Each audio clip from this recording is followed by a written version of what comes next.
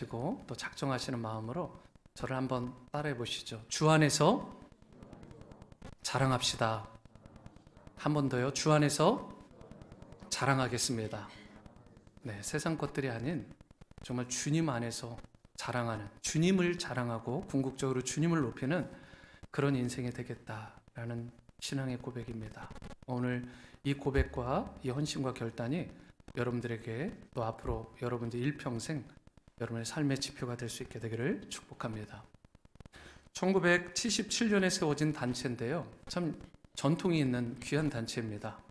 Focus on the Family라는 단체인데 이 콜로라도 쪽에 이 본부가 있습니다. 원래는 사우스 캘리포니아 쪽에 본부를 세웠다가 이제 이쪽으로 콜로라도 쪽으로 옮겼는데 크리스천 단체이면서 가정을 회복하고 치유하는 굉장히 좋은 단체입니다. 그리고 이분의 이 대표가 참 영향력이 있으시고 참 귀한 분이신데 이름이 제임스 딥슨이라는 분이십니다.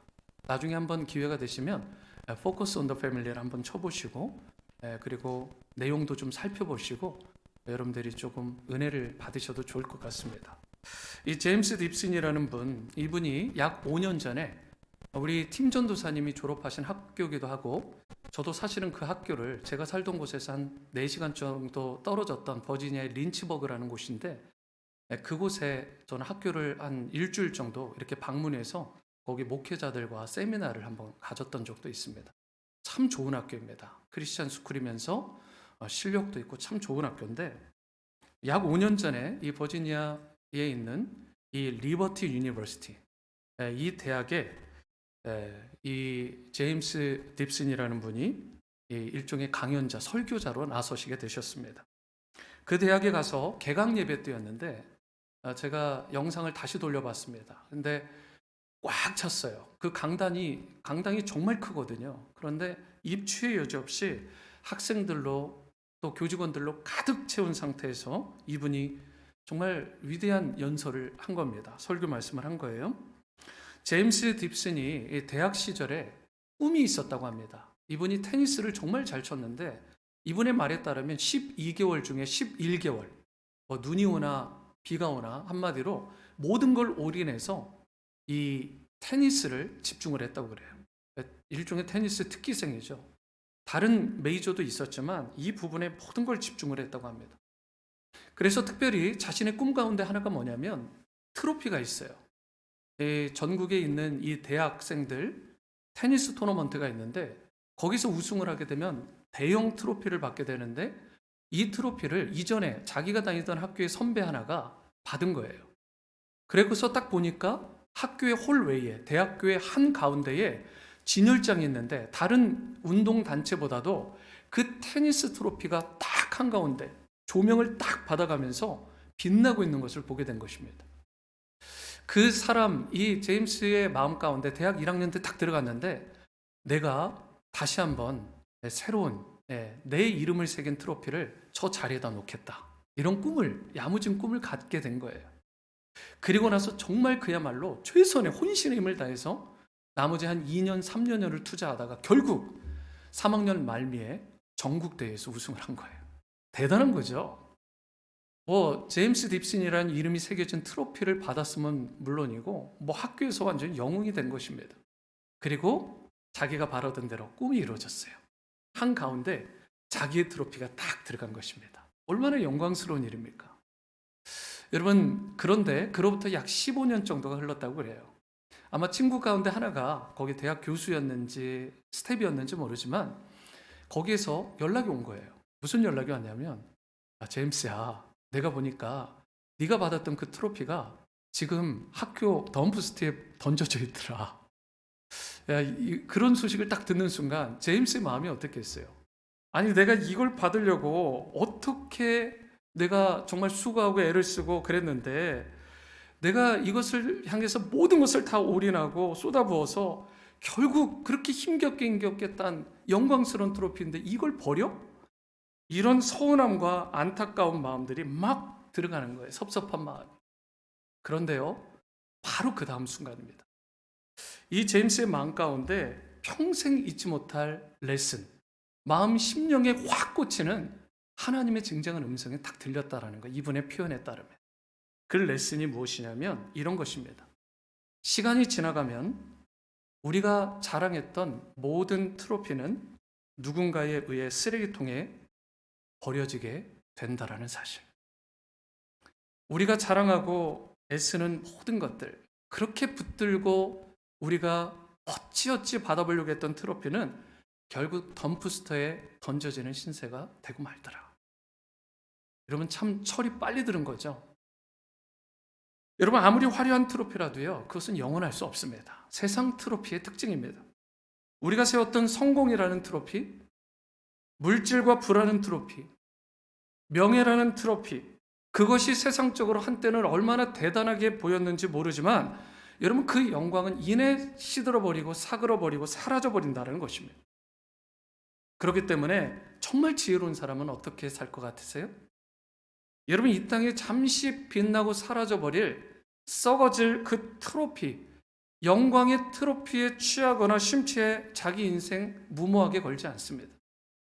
그보다는 모든 것들을 다 주관하시고 다스리시는 만군의 여호와 하나님, 그 하나님 아버지가 기뻐하시고 또 하나님 나라에 기억될 만한 참된 트로피를 세우는 일에 자기 인생을 걸고 살아가게 되는 것입니다. 여러분, 세상 사람들이 물질을 자랑하죠. 그런다고 해서 우리 크리스찬들도 그렇게 자랑하며 살아가야 될까요? 내 은행의 잔고가 얼마인지, 나는 연봉을 얼마나 받는지 그거 견주면서 어깨에 힘 들어가고, 여러분, 그걸 자랑하면 안 되죠. 우린 좀 달라야 되지 않을까요? 세상 사람들이 화려한 배경, 자기의 성공을 자랑한다고 해서 우리도 그들처럼 쫓아가고 자랑하고 맹목적으로 따라가서는 안 되는 것입니다. 예수님을 믿는 크리스찬답게 우리는 자랑을 하되 주님 안에서 자랑하는 인생을 살아가야 되는 것입니다. 그게 크리스찬입니다. 여러분, 그렇다면 우리가 인생을 살아가면서 진정 자랑해야 될 것이 무엇인가? 주님 안에서 내가 자랑해야 될 것이 무엇인지, 오늘 본문 말씀을 통해서 이 부분을 좀 깊이 나누고 숙고하면서 은혜의 말씀을 함께 나누고자 합니다. 첫 번째로 주 안에서 우리가 자랑해야 될 것이 있는데, 그것은 I'm Christian. 나는 그리스도인입니다. 나는 크리스찬입니다. 이 고백, 여러분, 이것이 내가 가장 먼저 자랑할 만한 내용이라는 것입니다. 여러분, 이거 자랑하고 계시나요? 여러분, 어떤 타이틀보다 내가 크리스찬이라는 타이틀, 여러분 자랑하십니까? 30절 말씀이에요. 너희는 하나님으로부터 나서 그리스도 예수 안에 있고 예수는 하나님으로부터 나와서 우리에게 지혜와 의로움과 거룩함과 구원함이 되셨다라고 말씀을 하고 있습니다. 너희는 하나님 때문에 그리스도 안에 거하게 되었다. 너희는 하나님의 은혜로 말미암아 예수 그리스도 안으로 속한 그분 안에 거하는 자가 되었다라는 이 고백. 여러분, 이게 결국은 무슨 뜻이죠? 우리가 하나님의 은혜로 말미암아 그리스도인, 크리스찬이 되었다라는 뜻입니다. 여러분, 우리는 오직 전적인 하나님의 은혜로 구원받은 거죠. 크리스찬이 되었습니다. 또한 예수님은 하나님으로부터 나오셔서 우리에게 그 크리스찬이 된 여러분과 저에게 네 가지, 다른 축복들도 많지만 오늘 본문에서는 특별히 네 가지 축복에 집중해서 그 축복을 말씀하고 있는데, 우리가 크리스찬이 되고 나면 첫 번째로 받는 게 지혜다, wisdom, 이렇게 얘기하고 있어요. 그런데 이 wisdom, 이 지혜는 세상의 지혜와는 완전히 다른 지혜죠. 여러분, 세상의 지혜로는, 세상의 지식으로는 결코 하나님을 알 수도 없고 하나님을 만날 수도 없고 하나님을 영접할 수 없습니다. 여러분, 아무리 좋은 인문학 서적을 읽고 아무리 공학 서적을 읽고 우주에 관련된 또는 미래학에 관련된 철학에 관련된 책을 수없이 읽어도 하나님 만날 수 없어요. 여러분, 우리가 오직 예수 그리스도를 만나야, 우리가 예수 그리스도를 알아야 그때부터 참된 지혜의 문이 열리는 거예요. 예수 그리스도를 만날 때부터, 그때부터 비로소 하나님이 누구신지를 제대로 알게 되는 것입니다. 여러분, 이것이 바로 첫 번째로 우리가 크리스천이 되었을 때 받게 되는 하나님을 아는 지식, 세상을 능가하는 지식이 되는 것입니다. 두 번째로 받게 되는 축복은 의로움이라는 단어입니다. righteousness. 여러분, 이 의로움이라는 것은 이런 거죠. 우리 안에 과연 의로움이 있는가? 내 안에 스스로 쥐어짜고 만들어낼 수 있는 의로움이 있을까요? 여러분, 하나님 앞에 의로운 자가 있느냐? 이 질문을 해보면 맞는 거죠. 여러분, 예수 그리스도를 통하지 않고서는 그 누구도 어떤 인생도 하나님 앞에 의로운 자 없습니다. 쉽게 생각하죠. 지금 세상에 수없이 많은 사람들이 있습니다. 80억이에요. 가톨릭까지 합쳐도 20억이 될까 말까 한데 여러분, 그거 빼고 나면 10억이 될까요? 어찌됐든 그 인구 가운데 여러분 70억이라는 인구, 아니면 어쩌면 더 많은 인구들이 예수님을 모릅니다. 그러면 어떻게 될까요? 여러분, 의롭지 못한 것입니다. 거룩하지 못해요. 결국 의롭지 못한 인생은 심판의 불을 받게 되는 것입니다. 여러분, 타협이 없어요. 이것은 진리입니다. 반대로 아무리 흠이 많고 아무리 죄악투성이었고 아무리 실수투성이었던 연약한 존재들도, 죄된 인생들도 예수 그리스도의 그 십자가 은혜, 그 피 묻은 십자가의 복음을 받아들이기만 하면 그 사람은 바로 예수님께서 이렇게 컨펌해 주시는 거예요. You are righteousness. 너는 의로운 자. 여러분, 그것이 바로 여러분과 저의 신분인 것입니다. 크리스찬된 여러분과 저에겐 하나님을 아는 지혜가 주어졌을 뿐만 아니라 그로 말미암아 의로움을 받게 된 축복. 세상의 어떤 것과도 바꿀 수 없는 천국의 시민이 될 수 있는 그 의로운 백성이 되었다는 이 사실을 오늘 주님께서 사도 바울을 통해서 말씀을 통해 선포해 주시는 것입니다. 우리는 주 안에서 의로운 자가 되었다. 세 번째 축복은 거룩함입니다. 우리는 거룩해졌다라는 거죠. 우리가 예수님을 만날 때 그때 비로소 우리의 인격이 변화되고 성품이 변화되고 모났던 우리의 삶의 태도와 언어까지 바뀝니다. 어제 목자님들 성경 공부를 했습니다. 그때 한 목자님이 그런 고백을 하시더라고요. 예수님을 만나기 전과 후, before and after 중에 가장 큰 변화가 무엇입니까? 라고 할 때 이분이 주저없이 말했던 것 중에 하나는 평상시 중고등학교 때, 대학교 때까지 입에 욕을 달고 살았대요. 여러분, 그런 거 느껴지시지 않으셨어요? 예전에 피어 프레셔가 있잖아요. 친구들이 그렇게 하면 나도 그렇게 살았던 거예요. 그런데 예수님을 믿고 나니까 마음에 두렵고 떨림이 있고 찔림이 있어요. 말이 바뀝니다. 결코 나쁜 말, 부정적인 말, 여러분 욕설, 비방 이런 거 할 수가 없는 것입니다. 여러분, 속 심령이 변화될 뿐만 아니라 겉사람도 변화되는 거예요. 그 진정한 전인적인 치유와 변화는, 그 거룩함을 이룰 수 있는 것은 다른 길이 아니라 바로 우리가 예수 그리스도를 알 때, 그분을 믿고 크리스찬이 되었을 때 우리가 거룩함을 얻게 되는 것입니다. 여러분, 세 번째 뿐만 아니라 이제 거룩함의 열매를 맺을 뿐만 아니라 마지막 네 번째로 오늘 이 본문에서 뭐라고 이야기를 하고 있어요? 구원함이 되어주셨다. 우리가 크리스찬이 되고 나니까 우리에게 구원함이 되셨다라고 이야기를 해요. 구원을 주셨다 그러면 되지, 구원함이 되셨다라는 말은 또 무슨 뜻일까? 여러분, 이게 아폴리트로시스라는 단어인데, 트로티스 또는 트로시스라는 단어예요. 그런데 이 단어의 뜻이 무엇이냐면 사실은 영어로 번역하면 salvation보다는 redemption이라는 단어가 더 적절한 단어입니다. redemption이라는 단어는 여러분들 되게 어려운 단어잖아요. 구속이라는 단어.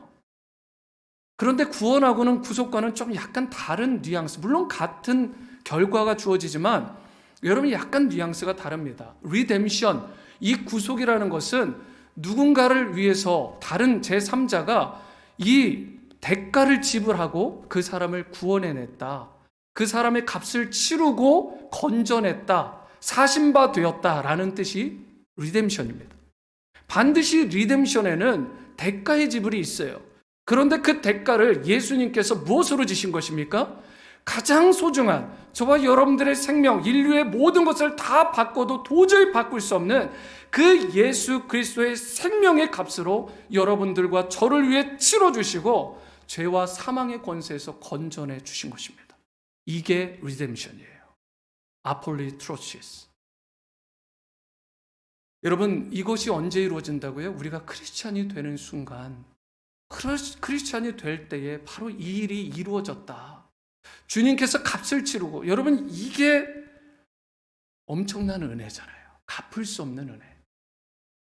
일평생 내 생명을 바쳐도, 순교의 피를 흘려도 갚을 수 없는 은혜. 여러분, 이 은혜가 바로 아폴로트로시스, 바로 구속함, 구원함의 은총이 되게 되는 것입니다. 그런데 이걸 여러분과 제가 받았다라는 것입니다. 크리스찬이 되었기 때문에. 내가 잊고 살지는 모르지만, 내가 그 감격이 있고 없고의 차이는 있겠지만, 여러분, 이것이 사실은 우리의 마음을 설레게 하고 뛰게 하는 거예요. 내가 크리스찬이 되고 나서 모든 대가를 지불하고 형벌에서 나를 구원해 주심으로 말미암아 세상의 모든 소유와 세상의 어떤 것과 비교할 수 없는 가장 귀한 리뎀션, 구속의 은총을 받았다라는 사실.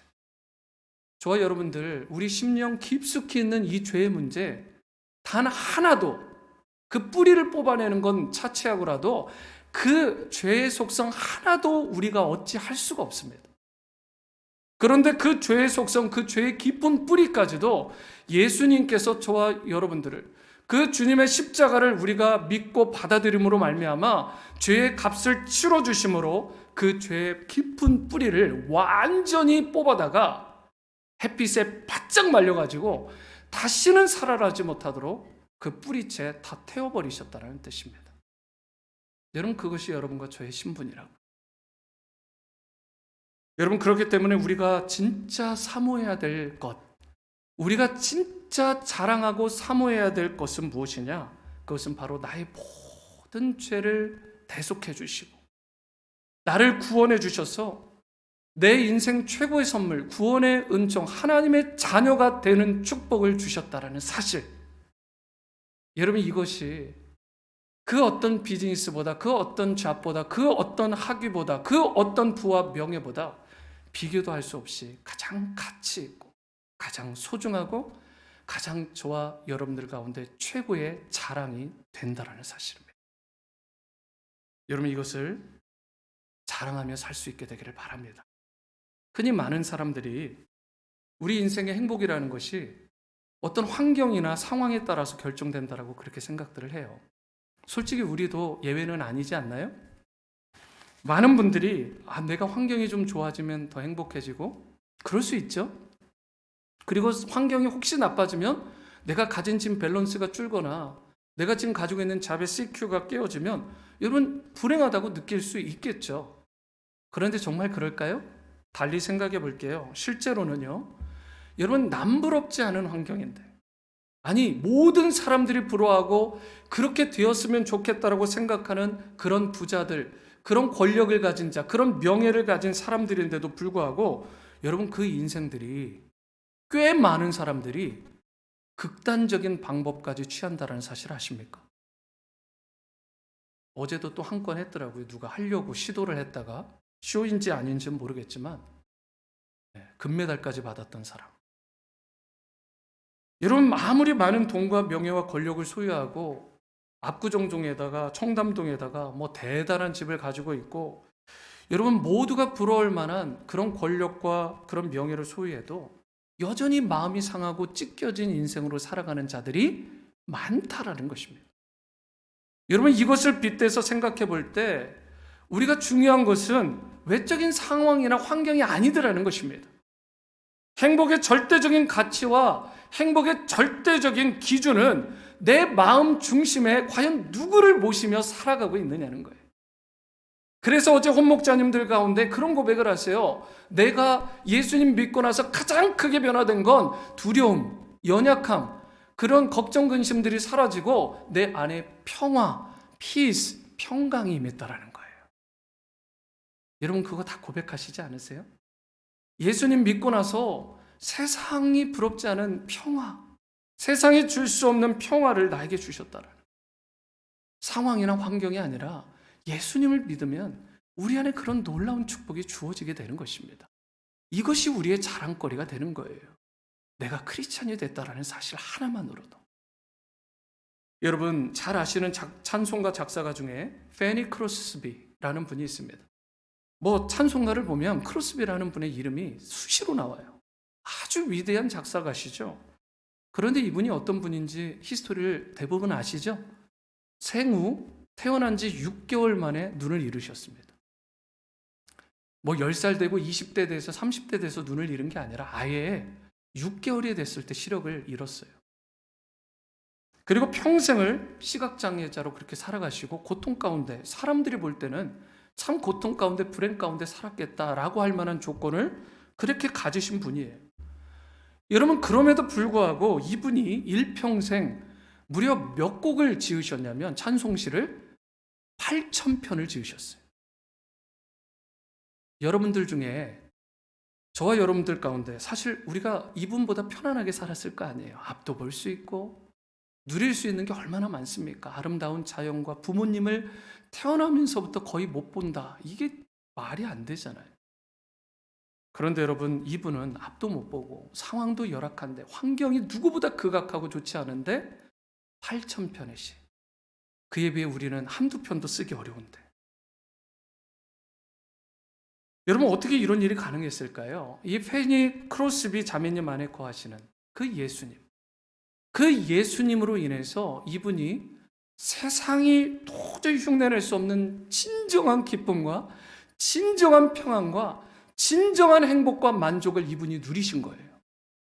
여러분 이 누림이 없이는 도저히 이런 찬송시가 나올 수 없습니다. 찬송가 288장 이게 대표적인 이분의 찬송시 작품 중에 하나인데 이런 곡입니다. 예수를 나의 구주 삼고 성령과 피로서 거듭나니 내가 크리스찬이 되고 나니 이 세상에서 나의 영혼, 나의 마음, 심령이 하늘의 영광을 이미 누리게 되었다.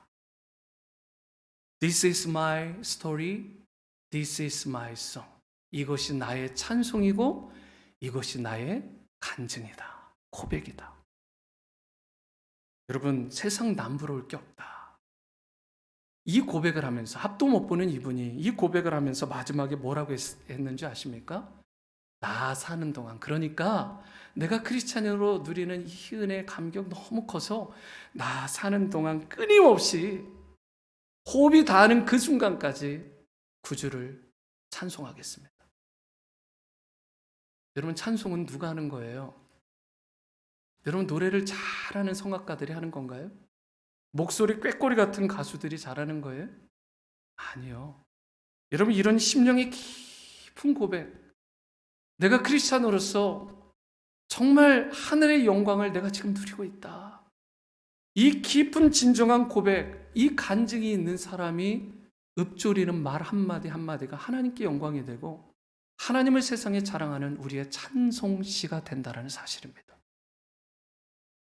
저는 여러분과 제가 수없이 많은 찬송시, 이 크로스비와 같이 이런 놀라운 신앙 고백을 나 사는 동안 끊임없이 일평생 호흡이 닿는 그 순간까지 어떤 상황에도 어떤 환경에도 내가 비록 앞을 못 보고 내가 어떤 모진 질병과 상황과 역경 가운데 내 물질을 다 상실되고 건강을 잃어버린 상황에서도 나 사는 동안 끊임없이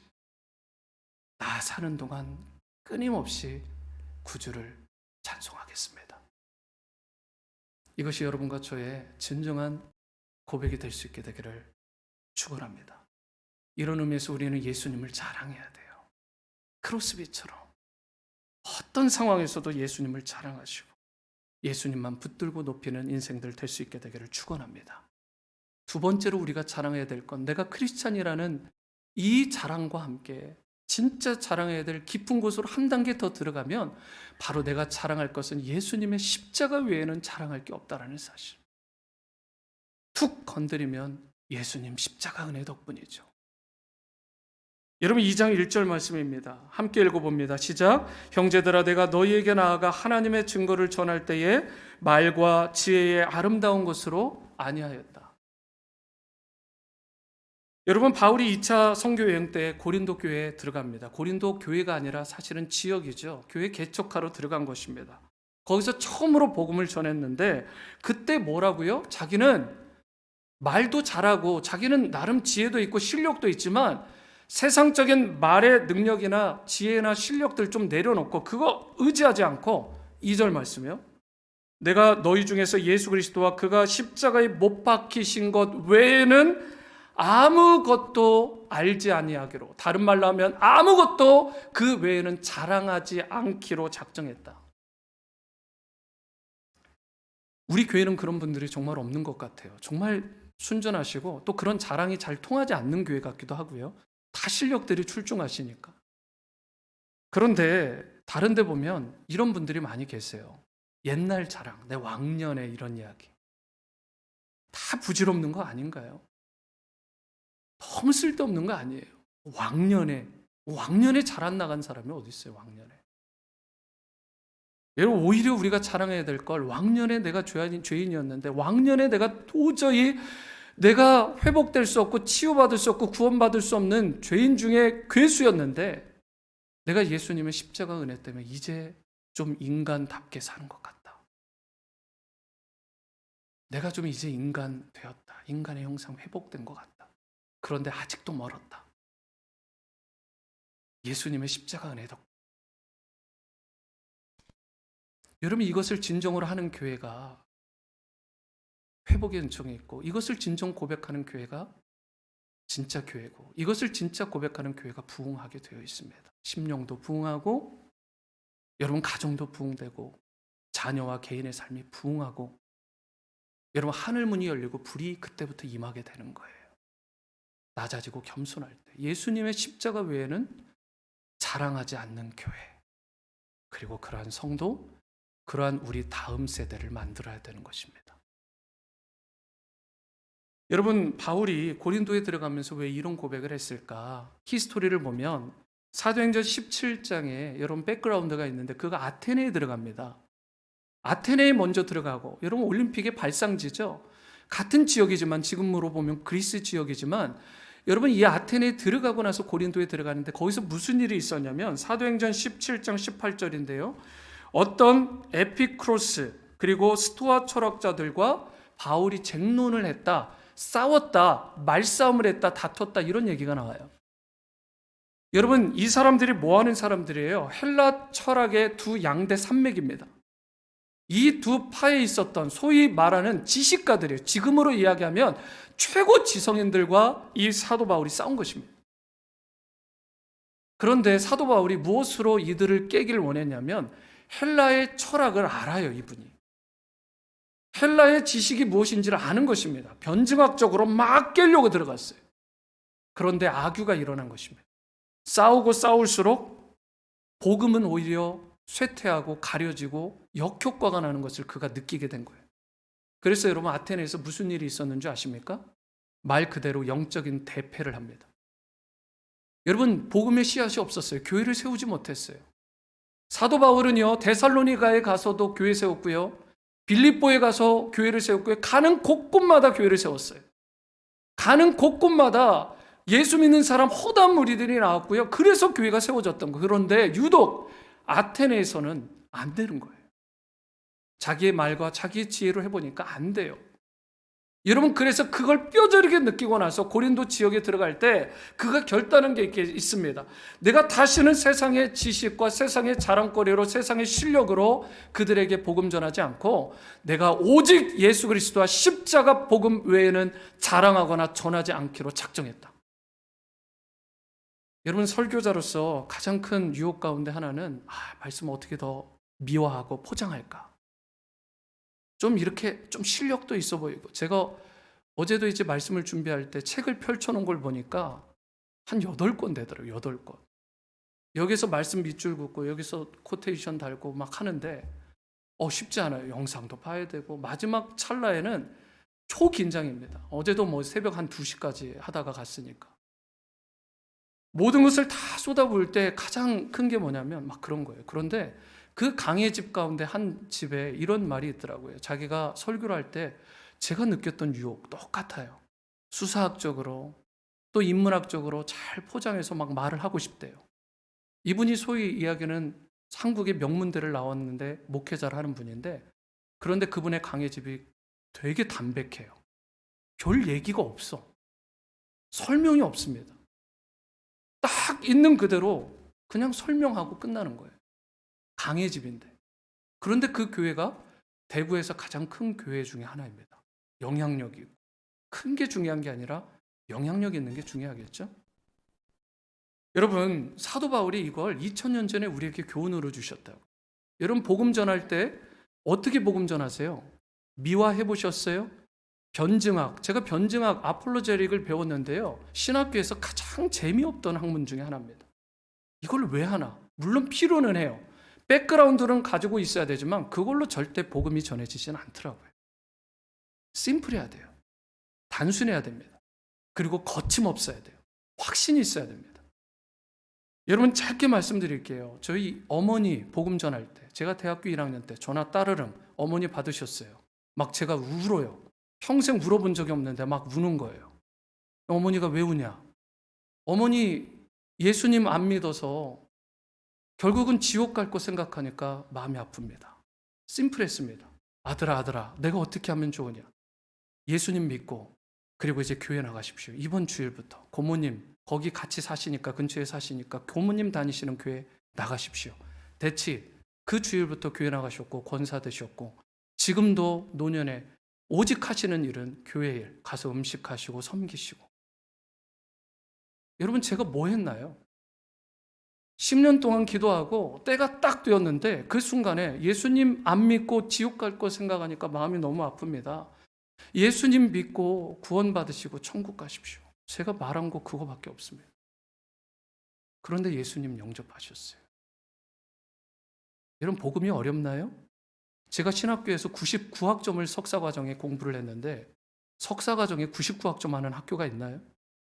수없이 많은 공부를 하고 남는 건 딱 하나, 예수님과 그분의 십자가. 여러분, 그거면 돼요.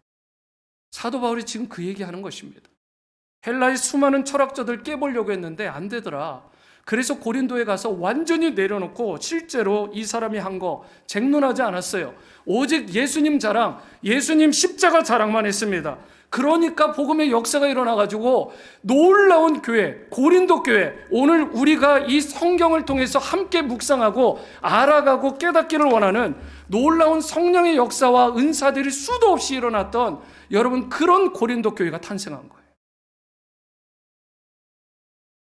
교회가 교회다워지고, 성도가 성도다워지고, 가정이 가정다워지고, 우리 자녀가 크리스찬 자녀다워지려면 다른 거 없습니다.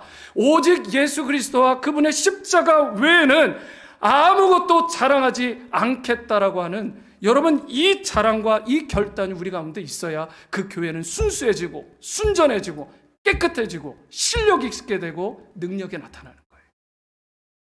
여러분, 그게 교회입니다. 그게 목회자고 그게 성도예요. 그게 크리스찬입니다. 오늘 여러분들을 툭 건드리면 어떤 자랑이 나가시나요? 오직 예수님과 그분의 십자가 외에는 자랑하지 않는 여러분과 제가 되었으면 좋겠습니다. 오늘날 교회들이 계속 능력을 잃어간다고, 세상의 맛을 잃은 소금처럼 막 밟히는 신세가 된다고 지금 막 한탄들하고 안타까워하는데, 여러분, 물질이 교회가 부족합니까? 2000년 역사상 가장 부유했어요. 여러분, 실력이 없나요? 지금 2000년 역사상 가장 똑똑한 사람들이 교회에 꽉 차 있습니다. 대학 학생 이런 석사, 박사 다 그냥 학위들이 널려 있어요. 학위로, 물질로, 여러분, 세상의 명예나 자리로 이게 되는 게 아닙니다. 예전에 비해 훨씬 부유하고 실력이 있어 보이지만, 여러분, 왜 교회가 자꾸만 능력을 상실해 간다고, 복음의 능력이 상실되어 간다라고 한탄하고 있어요. 강단에서부터, 그리고 회중석에 앉아있는 성도로부터 나는 그리스도가 십자가를 지신 것, 그래서 나를 위해, 우리를 위해 죽으시고 다시 사신 이것 외에는 내가 자랑할 것이 없도록 살아가겠다. 여러분, 그래서 마틴 루터가 참, 제가 이게 감동이 되더라고요. 무슨 이야기를 했냐면, 잘 들어보세요. 한 줄입니다. 나는 그리스도가 바로 어제 십자가에 지신 것처럼 그렇게 살아가고, 오늘 죽은 자 가운데서 다시 살아나신 것처럼 내가 살아가고, 그리고 내일 다시 오실 것처럼 나는 말씀을 전한다. 모든 게 다 뭐예요? 2000년 전 사건이 아니라, 먼 미래의 일이 아니라 지금 나에게 일어나는 일이라는 고백입니다. 오늘 침례교회도 혹 가진 것이 좀 부족해도 괜찮아요. 성도 여러분, 괜찮습니다. 실력 없어도 괜찮아요. 물질적으로나 실력이나 좀 약해도요, 오히려 약할 때 강함이 되게 하시는 그 주님만 붙드시면 괜찮아요. 예수님만 자랑하십시오. 예수님 십자가 붙드십시오. 그런 교회와 그런 성도와 그런 청년이 될 때, 저와 여러분들, 주님께서 다시 일으켜 세워주시고 십자가의 능력으로 우리를 사용해 주시고 능력을 발휘하게 하는 그런 귀한 공동체로 개인의 삶으로 축복하여 주실 줄 믿습니다. 마지막, 우리가 자랑해야 될 것. 여러분, 우리가 크리스찬인 것, 십자가의 이 자랑 외에 성령의 임재와 파워로 살아감을, 성령의 임재와 그 능력 가운데 우리가 거함을 여러분들 고백하며 살아가시길 바랍니다. 3절, 이걸 자랑하셔야 돼요. 너희 가운데에 거할 때에 내가 약하고 굉장히 두렵고 굉장히 심히 떨었다. 여러분, 사도 바울, 천하의 사도 바울입니다. 돌을 맞고 실제로 죽었다가 살아난 것처럼 되었던 적이 한두 번이 아니에요. 여러분, 이 사도 바울을 생각하면 무대포 같고 정말 용사 중에 용사 같은, 복음의 용사 같은, 그래서 두려움 따위라고는, 연약함 따위라고는 일체 없을 것 같은 사람인데 지금 뭐라고 고백하고 있어요? 고린도 교회에 들어가는 나의 심정, 내가 굉장히 두렵고 떨고 있다. 내가 참 약하다. 마음 상태도. 왜 그래요, 여러분? 결국 여기서 우리가 배울 수 있는 레슨이 뭐냐면, 모든 인간은 약하다는 것입니다. 저 솔직히 어제도 두려움 가운데 휩싸여봤고, 이틀 전에도, 지난 일주일 내내 두려움이 저를 엄습할 때가 한두 번이 아니었어요. 여러분 안 그러세요? 매일같이 두려움 없이, 연약함 없이, 나 막 해피하고 강하고. 여러분, 그런 인생은 딱 어디에 있냐? 무덤가를 가시면 딱 있습니다. 우리 인생을 살아가는 동안 그런 인생 없어요. 다 연약하고요, 다 두렵고요, 다 떨림이 있어요. 그게 우리 인생의 특징입니다. 그게 한계예요. 여러분, 그런데 그런 인생, 아테네에서 지금 사역 포기할 거 다 하고 실수할 거 다 하고 얻어맞을 거 다 얻어맞고 나서, 여러분 거기에다가 함께 사역하던 실라와 디모데까지도 지금 다른 데로 간 상태에서 혼자 지금 외롭게 들어가야 되는, 같이 있어도 될까 말까 하는데 지금 혼자 들어가는 상황 가운데 얼마나 낙심되고 외롭고 여러분 힘들겠어요. 내가 이걸 할 수 있을까? 못할 것 같은데. 여러분, 놀라운 건 내가 못하겠다, 내가 하겠다라고 했던 아테네에서는 쟁론할 때는 대패하고 깨졌는데, 못하겠다고, 연약하다고, 두렵다고, 내가 너무 지금 어려운 상황 가운데 있다라고 완전히 납작 엎드리는 순간 하나님께서 글을 쓰세요.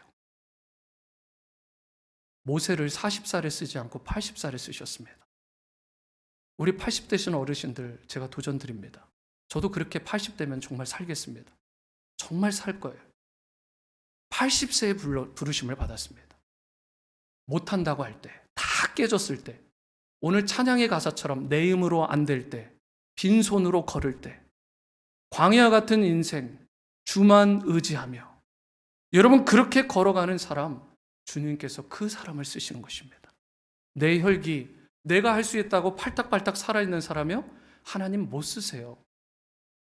자기 자랑하고 자기가 막 혈기가 있는 사람이요? 절대 못 쓰십니다. 쓰는 것 같다고요? 아니요, 착각입니다. 모세처럼 완전히 엎드려서 지팡이 하나 간신히 붙들고 80이 되어도 장인의 그 양이나 돌보면서 도대체 소망이라고는 하나도 없다. 여러분, 왕 때 부른 게, 왕자 때 부른 게 아니라 다 잃어버리고 다 바닥에서 그를 불렀을 때 뭐라고 했어요? 저는 우둔합니다. 저는 못합니다. 저는 실력도 없고요. 저는 가진 것도 없고요. 이렇게 고백하는 거예요. 여러분, 내가 왕자의 교육을 받았고요, 내가 한때 막 왕년에 잘 나갔고요, 이거 얘기하지 않았어요. 난 못하겠다고, 정말 연약하다고, 딴 사람 알아보시라고. 그런데 하나님은 깊이 읽고 그를 부르십니다.